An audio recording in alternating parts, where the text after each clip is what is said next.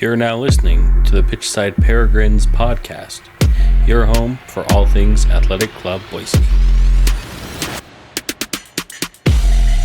All right, everybody, quick word from our sponsor, KJO Insurance.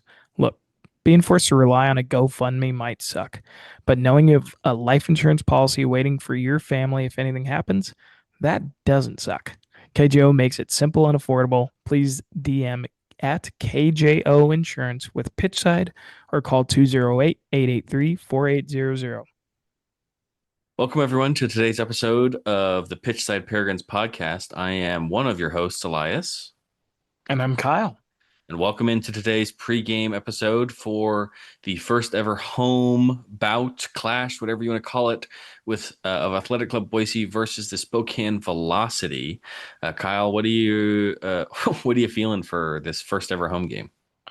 Well, I was a little bit more scared of Spokane before they got absolutely thumped by the Charlotte Independents this last week. So that was interesting because everyone, you're gonna have those games that you lose unexpectedly, and this may have been their mulligan. This may have been Spokane's mulligan. But yeah, they just got crushed 4-0 by one of what was supposed to be not the best team in the league. Yeah. So, but they are in the power rankings in USL, the USL official power rankings. They're now number one. So yeah, good for you, Charlotte. From other USL media outlets, they've told us that the USL power rankings are kind of cattywampus and take them with a grain of salt. Maybe just keeping an eye on the table is the better way of seeing how good a team is and not. But Charlotte Independence did just have a US Cup upset, Lamar Hunt Cup upset today. So maybe they're not as bad as people are thinking they are, but that definitely a 4-0 defeat. Maybe fuels Spokane a little bit to come back from that this Saturday, but also gives Athletic Club Boise and the coaching staff maybe some good film on how to exploit this team that has been such a juggernaut this season and the past season since they've entered the league. So maybe we're getting a little too ahead of ourselves. We want to lay some foundation about Spokane Velocity for our viewers, since maybe some of you have never heard of them. Some of you have heard of them. They are the closest geographical team to Idaho and to Boise. So just kind of builds that natural rivalry here. Yeah, But nice Kyle, short 7 hours. Yeah, short 7 hours. I know we always do a little deep dive into the team. So what are some historical things about the stadium, the team, and so forth? Yeah, absolutely. So Spokane Velocity, they play in the One Spokane Arena, no, not arena, the One Spokane Stadium, 5,000 seat capacity. It's located pretty close to downtown. They average 2,400 fans per game, which, that's not bad. No. A 50% capacity at one of these stadiums is pretty good. The stadium construction finished in 2023. It opened for the 2024 season. So they are going into, this is their third year in that stadium, and this is also the third year of Spokane essentially existing. Yeah. They had announced that they were going to become, the intent. The USL had made an agreement with the city of Spokane with an intent for a team in 2021. The ownership, I believe they came into being in 2022. The sports group is kind of hard to pronounce, so it's Ryan and Katie. Actually, their last name is harder to say than the sports group. I'm not even going to attempt. It's HARNETIAUX. You want to give that shot a lot? Give it a shot, Elias. Harnell? Is it like Boudreaux where it's Harno? Yeah, Harnato. I think it's like a Creole, like it's not, that T is silent, but you've been to Louisiana, you should know. Yeah, that's why I gave it my best shot. Yeah, there you go. But yeah, I think Spokane, like their history as a club, they've only had 2024 and 2025 as I guess official USL seasons, even though they were founded in 2022. But during those two seasons, they were successful. In 2024, they were 7th out of 10th heading into the playoffs, but through that playoff, made it to the finals and unfortunately lost in the finals. But to make it in your inaugural season is maybe the bar to be set and maybe to eclipse for Athletic Club Boise. 7 wins, 6 draws, 9 losses, a negative goal differential. Last season being the most recent one, they finished third in the entire league and again made it to the precipice the final match and lost to One Knox in convincing fashion, in my opinion, 2-0. They ended that season with 14 wins, 9 draws, 7 losses with a +6 goal differential. So definitely swung the other way and got better in all facets, but still had the same result in ending with a defeat. Yeah, yeah. I mean, you can't expect more from an expansion team. I know in the USL expansion teams are a little bit different, where teams are just again we've mentioned how much turnover teams have. So, but for them to make it to the finals each of their first two seasons, it's just incredibly impressive, and they improved upon last year, finishing third and then making it to the finals. So, they're obviously a dangerous team, and despite the loss. They still have started this season with 6 points from 3 games. I mean, 2 points a game is going to put you in the playoffs easily. So they've started the season well. Their head coach is a guy named Lee Weidman. He's from Liverpool, actually. I don't know if he's an Everton fan or a Liverpool fan, but that would change my opinion of him greatly, depending on how he answered that question. But he's been their head coach since the beginning. He's appointed the head coach in 2023, so he's been there from the start. He was the assistant coach at the Charleston Battery, but again, they not a whole lot of turnover with the coaching staff, which I'm sure is incredibly important as trying to keep turnover with the players to a minimum as well. Yeah, knowing what to expect from a coaching staff probably makes it easier as a player to know, should I come back to this team or should I go somewhere else, and having that security in knowing that that system is not changing. I want to say they retained quite a few of their big players from the last season, and I know that their head coach has a pretty soft Scouse accent. I saw an interview that he had over my timeline. It was like, I know you're from Liverpool, but you're kind of trying to hide it. Maybe And he's from the burbs. Maybe he's from the yeah, suburbs. greater Liverpool area. But Yeah. currently for the season, Spokane is 2-0-1 with wins against Omaha and the New York Cosmos, both at home. They did lose away to Charlotte Independence, as we said earlier in this. So the wins, maybe a team at the top and a team at the bottom. Again, Cosmos we thought were one of the worst teams in the league starting the year, and just came back with a win. So we're still trying to figure out what a win, what a loss looks like. I think we can both agree that a win against Union Omaha is a shining star on the resume hmm currently. And it And wasn't a pretty game though. I remember no, it took like an own goal, basically. It yeah, was a just a silly own massive goal, deflection. a 1-0 victory. But given that we just lost to Union Omaha, it shows that maybe, again, where you have a chance in this game on Saturday. Um, as for the Open Cup, they are in the Lamar Hunt U.S. Cup. They did win their first match against the Ventura County Fusion. It's the USL2 side, but that doesn't really matter because we don't care about that U.S. Cup because AC Boise is not a part of it. Yeah. Um, moving forward to maybe, Jerks. yeah, they stink. Dang you, U.S. Soccer Federation. Moving on to notable players for our fans to keep an eye out for coming into this clash on Saturday, Kyle. Yeah, it's really nice now that we are starting to get a few more games under our belt, is that we aren't just speculating of who's going to be important this season. We actually have data and information to go off of. So the first player that I noted is currently their highest rated player for the season, and that would be midfielder Jack Denton. He was signed in 2024, so he's been with them from the start. He's 27. Like I mentioned, he's from England. He spent time in Reading's Academy in England, not Reading's, Reading's. I've been corrected multiple times on that. But I think they've only scored 3 goals in their 3 games, and he's one of their goal scorers. He's made 2 starts in those 3 games.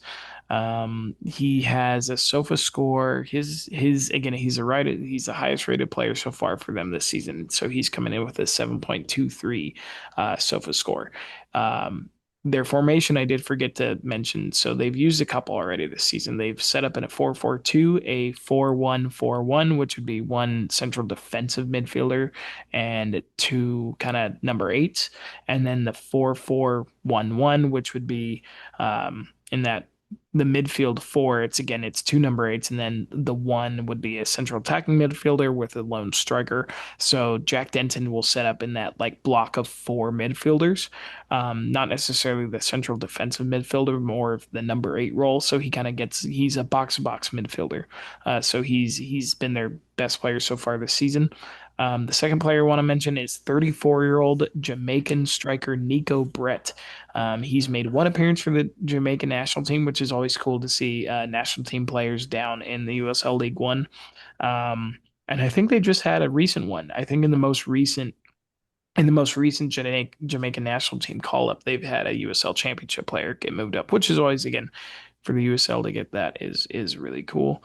So yeah, Nico Brett, he's made, as I mentioned, one appearance for the Jamaican national team while playing for New Mexico United.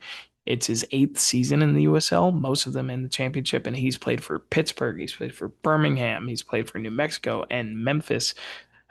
He did have 2 seasons in the MLS in the Portland Timbers system. He started every game so far, which props to him. Again, at 34, he's probably getting close to the end of his career, but he scored one of their goals this season. So Nico Brett, we expect him to start this next game. Yeah, Nico Brett is their number 9 for those of you who maybe are looking for numbers. There So we go. number There we go. 9, Nico Brett, and Jack Denton is number 19. So keep an That eye on does, the yeah, nines on the that pitch. that does help with like associate the number nine is usually a striker, so it Yep. helps associate with their role. Denton, if you had to give him a number, he's a number eight. If you had Yeah. to say his position is an eight, it's a box central midfielder. So he may be 19, but His position position wise, that would plays as a be yep. number 8. I think the Yep. next person we're going to talk about is the number 10 jersey, hmm who Yep. is it, would you call it Louis or Lewis? I would say because he's American, but it is kind of like Portuguese, I would say, or maybe Spanish, but he is an American. I'm going to say Luis Gil. Luis Perfect. Gil. Again, he's been with Spokane since the beginning. They signed him in 2024. He's 32. He's an American player. Not the highest rated SOFA score for them so far. He was at 6.73, but he was a 2025 USL League One first team All League player, and he's also made 2 appearances for the U.S. men's national team way back 12 years ago in 2014 while he played for Real Salt Lake. He actually spent 15 years playing for Real Salt Lake in the MLS, so he is extremely talented. He is extremely experienced. I'm not sure if he's their captain, but this is a player who I'm sure would fit that role very, very easily, just given his wealth of experience and talent. And he's going to start. So he's made 3 starts out of the 3 games they played, and he has scored one of their goals. So it was essentially listed all 3 of their goal scorers. Yeah.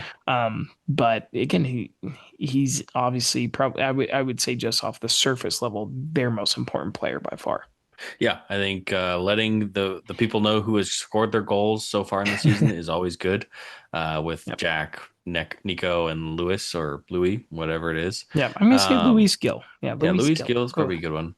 Yep. I think having these older players is great for them to have, again, experience on the starting 11, but also a leadership role to train the younger players and show them the ropes of what this looks like. So it is definitely, um, they have a lot of experience and knowledge in their team, which is something that probably is proof in the pudding as to why they've been so successful over the last few years. Yeah, Uh, absolutely. You're 100% right. Moving forward, maybe the person who, um, given their last outing, is under a little bit of fire is their goalkeeper, Carlos Mauricio? Marencio. Perfect. There you go. Mauricio? Yeah, let's go He with it. did let in a stinker that was unfortunately his fault. He got his hands on it and it just bounced through him. And their last game against the Independents, but overall he seems to be a great goalie in this league and was USL's second team All League last year, which hmm is a feat that is should be recognized when it comes to a goalie. I feel like with goalies, SOFA scores or player scores are always kind of hard to rate. He currently is at a 6.3, probably given his absolute atrocious outing in the last game against the Independents, but has been a mainstay in the USL and in their success as a team. Yep. I think his save percentage is a little low this season so far. I think a good save percentage for a goalie. I mean, I'm just basing it off of, I guess, Premier League goalies because that's the league I watch majority of the time outside of the USL now, and they're a good goalie's up around 75%, Hmm. save percentage. He's only at 55, but again, it's the season's young. I'm sure he'll kind of get back to his average. If just assuming that it's like, hey, he's still a quality player, obviously. Yeah, to put in perspective, this last game against Charlotte, he had a 5.4 player rating according to Oof. SofaScore, but also his defenders had a 5, a 6, a 5.8, and a 7. So maybe it was just Little all over the board. a little bit of a defensive, maybe falling apart and collapse for Spokane Velocity in their last match. We Yeah. do have one more name to look out for, and it is not a goalie, so it's going to be a player number for you to look at. That would be Gallardo, Yeah, there you go. not Gallardo. Don't let me do it. Yeah, I thought Tell us a little bit it, about Joe. yeah, I thought he was worth mentioning because he actually signed from Union Omaha. So it was their last opponent. So he is a winger from the US. He's 28. He so far has a 7.1 SOFA score. He made 66 appearances for Union Omaha. I think he was there for 2 or 3 years, and he had 25 goal contributions. So he had 12 assists and 13 goals. So he can do a little bit of everything.